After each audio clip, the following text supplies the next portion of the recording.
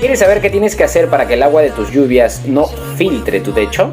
Te lo explico. Debido a las lluvias, estuvo filtrando agua en esta losa. Es un techo que tiene 5 años de construido aproximadamente, pero al limpiarlo nos dimos cuenta que tenía muchas grietas en casi toda la losa aligerada. Pero todo tiene solución, así que manos a la obra. Tapamos las fisuras con un sellador, el Soldiflex sellador de poliuretano, en cada una de las grietas que teníamos en este techo. Después del secado del sellador, procedimos a impermeabilizar, en este caso con Chemasil. También existen otros impermeabilizantes, ya hice un video de eso, puedes revisarlo. Pintamos 2 manos del producto Chemasil en todo el área y les recomiendo una tercera mano en las zonas donde existieron las filtraciones. Y listo, techo impermeabilizado. Si te gustó el video, no te olvides de darle like y comentar tu opinión al respecto. Siempre que existan grietas, les recomiendo sellarlas antes de impermeabilizar. Si van a hacer algo, háganlo bien para que luego no vuelvan a tener problemas. Yo soy el Arqui Luis Ángel y nos estamos viendo en un próximo video. Chao, chao.